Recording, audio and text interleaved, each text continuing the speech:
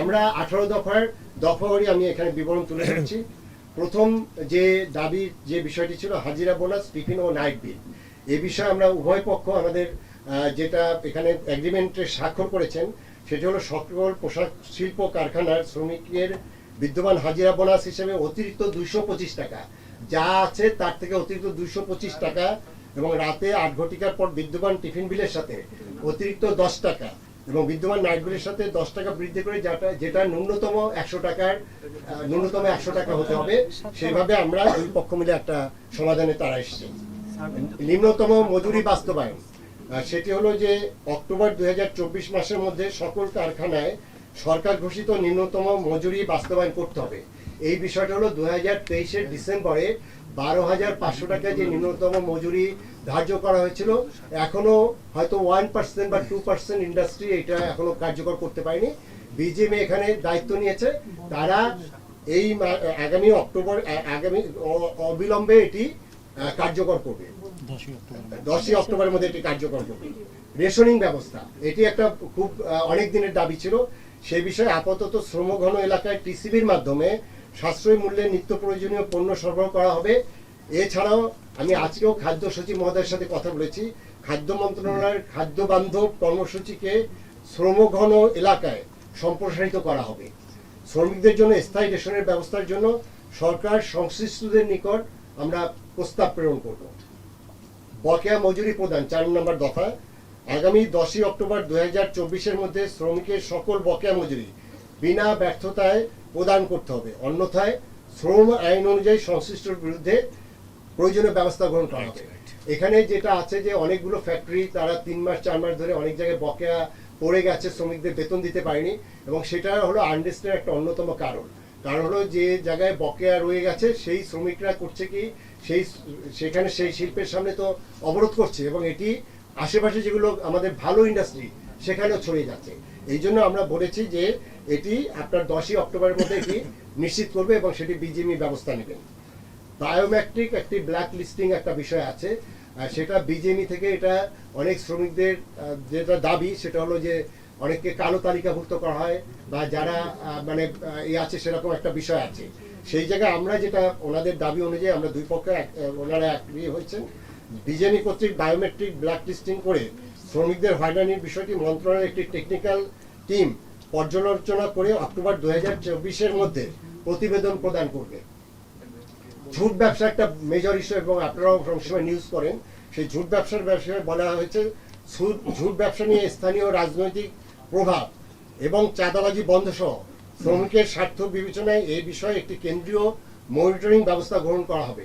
বিষয়টি হলো এটা আমরা সেন্ট্রালি এটি আমরা ম্যানেজ কিভাবে করা যায় সেটার আমরা একটা উপায় বের করব এবং এই যে ঝুট ব্যবসা নিয়ে যে এই চাঁদাবাজি বা এরকম বিশৃঙ্খলা সৃষ্টি এটা আসলে শ্রমিকদের পাওনা। এই জন্য আমরা সেন্ট্রাল একটা সিস্টেম যেটা ডেভেলপ করতে পারি তাহলে কিন্তু এই টাকাটা ঝুটের টাকাটা আমরা শ্রমিকদের কল্যাণে কাজে লাগতে পারি। মামলা প্রত্যাহার, আপনারা জানেন বিগত বছরে নিম্নতম মজুরির জন্য আপনার অনেক আন্দোলন হয়েছে, 4 জন শ্রমিক মারা গেছে। এ বাদেও আপনার অনেক রাজনৈতিক মামলা ছাড়াও আপনার অনেক সময় নিপীড়নমূলক মামলা করা হয়েছে শ্রমিকদের বিরুদ্ধে। এই বিষয়ে আমরা বলতে চাই 2023-এর মজুরি আন্দোলন সহ ইতিপূর্বে শ্রমিকদের বিরুদ্ধে সকল প্রকার হয়রানিমূলক এবং রাজনৈতিক মামলাসমূহ রিভিউ করে আইন মন্ত্রণালয়ের মাধ্যমে নিষ্পত্তি করা হবে। মজুরি আন্দোলনে নিহত হয়েছিলেন 4 জন, আমাদের সাম্প্রতিক জুলাই আন্দোলন না, ওই গত বছর মজুরি আন্দোলনের যে 4 জন নিহত হয়েছে তাদের ক্ষতিপূরণের ব্যবস্থা আমাদের, আপনারা জানেন আমাদের একটা সেন্ট্রাল ফান্ড আছে, সেই ফান্ডের ম্যানেজমেন্ট থেকে আমরা এটা সর্বোচ্চ তাদের ক্ষতিপূরণের আমরা ব্যবস্থা গ্রহণ করব। বৈষম্যবিহীন নিয়োগ, এক্ষেত্রে নারী পুরুষের সমতার বিষয়ে একটা আন্দোলন আসছে, একটা প্রশ্ন আসছে, সেই বিষয়ে আমরা সিদ্ধান্ত নিয়েছি যে কাজের ধরন অনুযায়ী নারী পুরুষের বৈষম্যহীন যোগ্যতা অনুযায়ী নিয়োগ প্রদান নিশ্চিত করতে হবে। ডিজাইন, এলিগেন্স, বিউটি, সেরা পণ্য সবার জন্য জেভিকো। আমাদের জুলাইয়ের যে ছাত্র শ্রমিক এবং জনতার যে বিপ্লব হয়েছে সেই বিপ্লবের ফলে অনেক মানুষ নিহত হয়েছে, সেটির সংখ্যা 850 বা এরকম কাছাকাছি বা 1000, কিন্তু আমরা এখন পর্যন্ত তথ্য পেয়েছি 26 জন শ্রমিক নিহত হয়েছে। সেই 26 জন শ্রমিক সহ আরও অনেকে আহত হয়েছে, এখনও অনেকে চিকিৎসাধীন আছে। সেই বিষয়ে আমাদের সিদ্ধান্ত হয়েছে জুলাই বিপ্লবে শহীদ এবং আহত শ্রমিকদের ক্ষতিপূরণ ও চিকিৎসা সেবার জন্য শ্রমিক নেতৃবৃন্দ একটি পূর্ণাঙ্গ তালিকা প্রণয়ন করে মন্ত্রণালয়ে দাখিল করবে। প্রাপ্ত তালিকা মাননীয় প্রধান উপদেষ্টার, আপনারা জানেন যে একটি ফান্ড করা হয়েছে, যেটি হলো জুলাই শহীদ স্মৃতি ফাউন্ডেশন নামে একটি ফাউন্ডেশন করা হয়েছে। ইতিমধ্যে সেখানে 100 কোটি টাকার একটা ফান্ড অ্যালোকেশন করা হয়েছে এবং সেখানে আরও ফান্ড আসবে। সেখানে আমরা এটা পাঠাবো এই তালিকা, এবং ওইখানে জাতীয়ভাবে যেটা করা হচ্ছে, এই শ্রমিকরা, প্রতিটা শ্রমিক যারা আহত এবং নিহত হয়েছে, শহীদ হয়েছে, তাদেরকে ওই ফান্ড থেকে ক্ষতিপূরণের ব্যবস্থা নেওয়া হবে। আপনারা জানেন যে রানা প্লাজা এবং তাজরিন ফ্যাশন নিয়ে একটা বড় ধরনের দুর্ঘটনা হয়েছিল। সেই রানা প্লাজা এবং তাজরিন ফ্যাশন দুর্ঘটনায় ক্ষতিগ্রস্তদের প্রতিকারের উদ্দেশ্যে শ্রম এবং কর্মসংস্থান মন্ত্রণালয় কর্তৃক আমরা একটি কমিটি গঠন করেছি। এই কমিটির কার্যক্রম চলছে। আমরা আশা করছি যে 1 মাসের মধ্যে সেটা রিপোর্ট পাবো।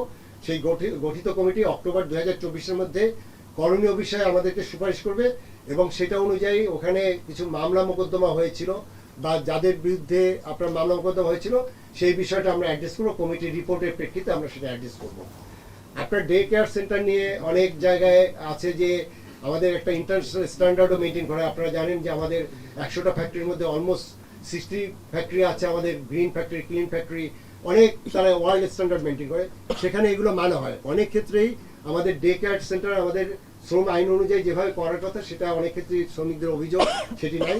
সেক্ষেত্রে আমরা বলতে চাচ্ছি যে শ্রম আইন অনুযায়ী সকল কারখানায় ডে কেয়ার সেন্টার স্থাপন নিশ্চিত করতে হবে। অন্যায্যভাবে শ্রমিক ছাঁটাই, এটা শ্রমিকদের পক্ষ থেকে সবসময় দাবি করা হয়, যে কোনো সময় আপনার তাদেরকে কুইট করা হয়। সেখানে অন্যায় এবং অন্যায্যভাবে শ্রম আইনের ব্যত্যয় ঘটিয়ে শ্রমিক ছাঁটাই করা যাবে না। এটি আমাদের শ্রম আইনের ব্যত্যয়, এবং সেটা নিয়ে আমরা পদক্ষেপ গ্রহণ করব। মহিলা শ্রমিকদের মাতৃত্বকালীন ছুটি, আপনারা জানেন যে ইতিমধ্যে আমরা যেটা মানে এখন যেটা সরকারি নিয়ম অনুযায়ী বিভিন্ন অর্গানাইজেশন বিভিন্নভাবে আছে। শ্রমিকদের ক্ষেত্রে 112 দিন নির্ধারিত ছিল, ওনাদের একটা দাবি ছিল এটা 4 মাস করে। এটি আমরা উভয় পক্ষ এগ্রি করেছে, এবং আমরা সেটিকে 120 দিনে আমরা উন্নতি করেছি।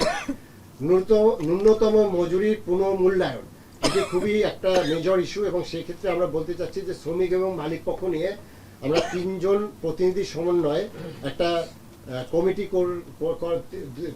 দুই পক্ষের 3 জন প্রতিনিধি, আমাদের এডিশনাল সেক্রেটারি লেবার, তার নেতৃত্বে একটি কমিটি গঠন করা হয়েছে, এবং সেই মজুরি যেটা আছে সেটা বিধিবিধান অনুযায়ী 6 মাসের মধ্যে সক্ষমতা পর্যালোচনা করে তারা এই বিষয়ে একটা রিপোর্ট দিবে। সেই রিপোর্টের প্রেক্ষিতে আমরা পরবর্তীতে ব্যবস্থা নেব।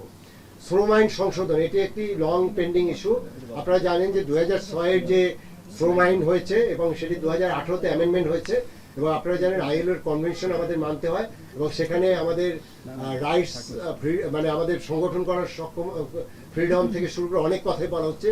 আমরা প্রতিটি বিষয়, এবং যেহেতু একটি পরিবর্তিত অন্তর্বর্তীকালীন সরকার আসছে, সেখানে আমরা এখানে আইএলও এবং ইন্টারন্যাশনাল যে অর্গানাইজেশনগুলো আছে তাদের কাছে আমরা একটা ক্লিয়ার কমিটমেন্ট করতে চাই যে এই শ্রম আইনটা আমরা ইন্টারন্যাশনাল স্ট্যান্ডার্ডে আমরা ডিসেম্বর 2024-এর মধ্যে আমরা এটা রিরাইট করে সব পক্ষ স্টেক হোল্ডারের সাথে কথা বলে আমরা নতুন শ্রম আইন প্রণয়ন করবো। যেহেতু এখানে পার্লামেন্ট নাই, আমরা আর্টিকেল 93-এর আওতায় আমরা যেটা আছে অর্ডিন্যান্স করে এটা করার সুযোগ আছে।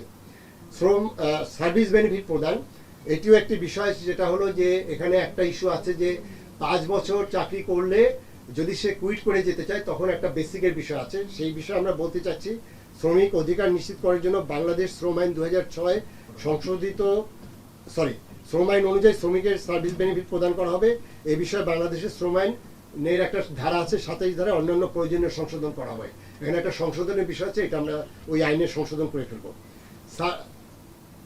আমাদের প্রভিডেন্ট ফান্ড, সেটা নিয়ে অনেক দিন ধরে এটা নিয়ে আমাদের আলোচনা হচ্ছিল, এবং অনেকগুলো কোম্পানি কিন্তু কন্ট্রিবিউটরি বেসিসে এই প্রভিডেন্ট ফান্ডটা করে। এটা আসলে শ্রমিকের একটা প্রোটেকশন, এটা একটা সঞ্চয়ের মতো। সেখানে আমরা কন্ট্রিবিউটরি প্রভিডেন্ট ফান্ডের বিষয়ে পর্যালোচনার জন্য কলকারখানা এবং প্রতিষ্ঠান পরিদর্শন অধিদপ্তরের আইজি মহোদয় এখানে আছেন। তাদের মাধ্যমে শ্রমিক এবং মালিক উভয় পক্ষের সাথে আলোচনা করে বাংলাদেশের সাথে সামঞ্জস্যপূর্ণ আর্থসামাজিক প্রেক্ষাপট সম্পন্ন অন্যান্য দেশের উত্তম চর্চার আদলে আমরা এটি একটা প্রভিডেন্ট ফান্ডের আমরা একটা ব্যবস্থা করব। সর্বশেষ যে 18 দফার লাস্ট দফাটা হলো বাৎসরিক ইনক্রিমেন্ট। এটা নিয়ে একটা বড় ডিবেট ছিল। এই বাৎসরিক ইনক্রিমেন্টের যেটা আছে আমাদের শ্রম আইন অনুযায়ী ন্যূনতম মজুরি কাঠামো ডিক্লেয়ার পরে প্রতি বছর আপনার 5% ইনক্রিমেন্ট হয়।